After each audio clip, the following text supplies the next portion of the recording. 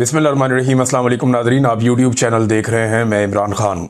Nadreen, खबरें काफ़ी सारी हैं, लेकिन इसमें जो सबसे इंपॉर्टेंट है, आज का दिन बहुत अहम है। आज पाकिस्तान तहरीक इंसाफ को कुछ बड़ी अहम जिम्मेदारियां हैं जो अदा करनी है। और उससे पहले कि मैं जिम्मेदारियों की तरफ जाऊं, इमरान खान साहब का जो स्टेटमेंट है उससे आपको अंदाज़ा हो जाएगा कि जो बहुत सारे लोग कह रहे थे कि बातचीत चल रही है, कोई बात बन रही है। बहरहाल पहले इमरान खान साहब का स्टेटमेंट आप सुन ले। उन्होंने कहा कि मैं सारी जिंदगी जेल की चक्की में गुजार लूंगा, लेकिन फिरौनियत और यजीदियत के सामने नहीं झुकूंगा। ये एक जुमला जो है ना, ये नवाज शरीफ के पूरे खानदान की नस्लों की सियासत के ऊपर भारी है।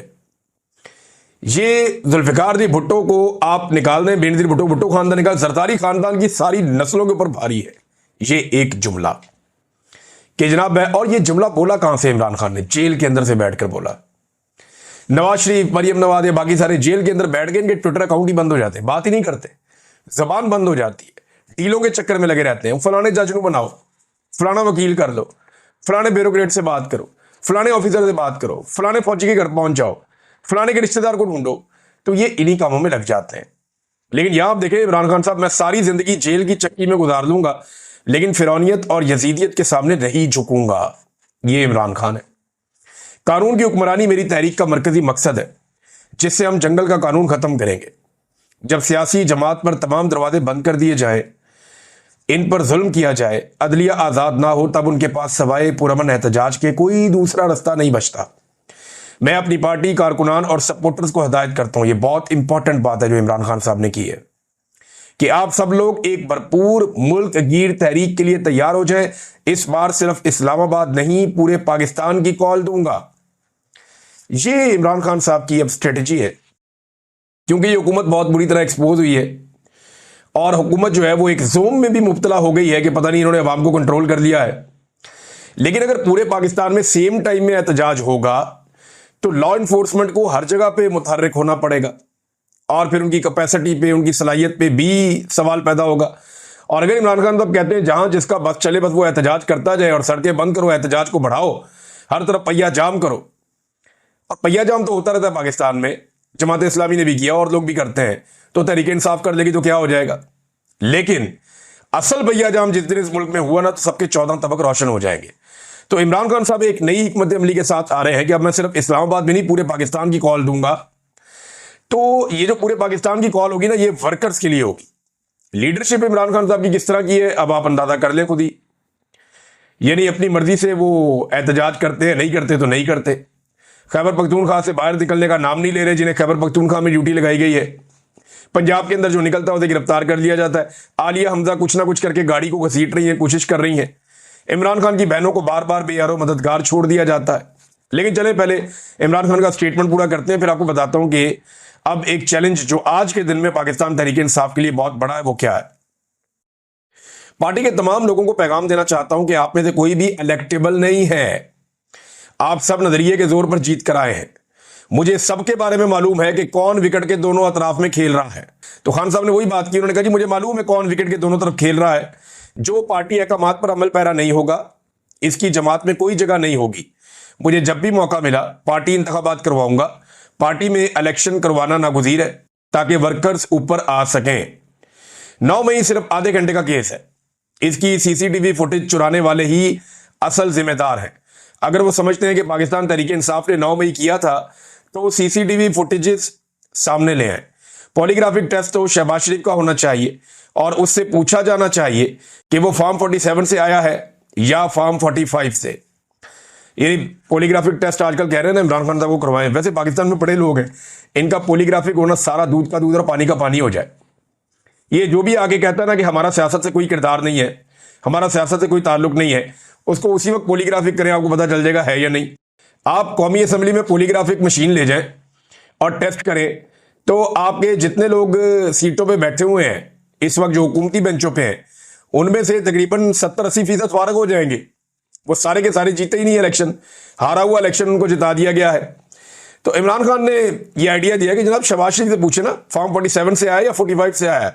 मैं पाकिस्तान का साबिक वज़ीर आज़म हूं, जिसके लिए जेल में अलहदा कैटेगरी होती है, लेकिन मुझे जेल में आम कैदियों वाली सहूलियात भी नहीं दी गई। मुझे जेल के जिस सेल में 22 माह से कैद किया हुआ है वो एक चक्की है। इसी मुल्क में चोरों को वीवीआईपी सेल में रखा गया जो किसी स्वीट से कम नहीं थे। यहां जंगल का कानून है और एक कर्नल के कहने पर तमाम अदालती अहकामात हवा में उड़ा दिए जाते हैं। मेरे बच्चों से मेरी बात नहीं करवाई जाती, मेरी बहनों को मुझसे मिलने नहीं दिया जाता, मेरी किताबों से पता नहीं क्या मसला है कि 2.5 माह से मुझ तक कोई किताब नहीं पहुंचने दी गई। सिर्फ वही किताबें दी जाती हैं जो पहले से ही मैं पढ़ चुका हूं। मैं एक सियासी जमात का सरबराह हूं, लेकिन मेरी जमात के लोगों को मुझसे मिलने की इजाजत नहीं दी जाती। जुनैद अकबर बड़े लंबे अरसे से नहीं मिल पाए, शाहिद खटक नहीं मिल पाए, सुहेल अफरीदी नहीं मिल पाए और बहुत सारे लोग हैं। ये तो खैबर पख्तूनख्वा के लोगों का बताया ना, पंजाब के बेशुमार लोग हैं इमरान खान साहब से मिलना चाहते हैं। अपोजिशन लीडर जो है पंजाब के, उनको भी नहीं मिलने दिया जाता। हालांकि इनके बाद अदालती अहकामात होते हैं, फिर भी नहीं मिलने दिया जाता। सिर्फ मुझे अजियत देने के लिए मेरी अहलिया को सजाएं सुनाई गई। इससे ज्यादा घटियापन क्या हो सकता है। एक हफ्ते में मेरी अहले खाना या वकला से सिर्फ 30 मिनट की मुलाकात करवाई जाती है। मेरी अहलिया पर सिर्फ सहूलतकारी का झूठा इल्जाम था जो साबित भी नहीं हुआ। कल हाईकोर्ट के बाहर होने वाले एहतजाज में तमाम अपोजिशन अरकान लाजमी शिरकत करें। 26वीं तरमीम के बाद अदलिया बिल्कुल मफलूज और बेअसर हो चुकी है। इस्लामाबाद हाईकोर्ट का चीफ जस्टिस बारहा वादे करने के बावजूद भी हमारे केसेस नहीं लगा रहा। सुप्रीम कोर्ट ने मिलिट्री ट्रायल के हक में फैसला देकर अपने ही अदालती निजाम पर अदम एतमाद कर दिया है। अडियाला जेल में कैद इमरान खान साहब ने सहाफियों से, वकला से और सबसे गुफ्तगू की। ये जनाब उस गुफ्तगू का खुलासा है। अब एक खबर और है, ये इंपॉर्टेंट खबर है और बड़ी अफसोसनाक खबर भी है। इसके ऊपर पाकिस्तान तहरीक इंसाफ की क़यादत तो फिलहाल खामोश है, उन्होंने कोई रोला शोला नहीं डाला। लेकिन इमरान खान साहब ने भी हदायत की है और पार्टी ने भी हदायत की है कि तमाम लोग पहुंचें आज के दिन में हाई कोर्ट। तमाम अरकान असेंबली अपने साथियों को लेकर पहुंचे और हाई कोर्ट आकर एहतजाज करें और हाई कोर्ट से कहें कि वो इमरान खान साहब का मुकदमा सुने।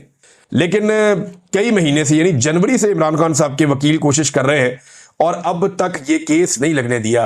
अंदाजा करें किस तरह के चीफ जस्टिस कायम मकाम लाए गए हैं इस्लामाबाद हाई कोर्ट में। ये 26वीं तरमीम के नताइज। 26वीं आईनी तरमीम के बाद अदालतों के दांत तोड़ दिए गए। अदालतें वही करती हैं जो एस्टेब्लिशमेंट या निज़ाम चाहता है और उसी तरह हमें होता हुआ दिखाई भी दे रहा है।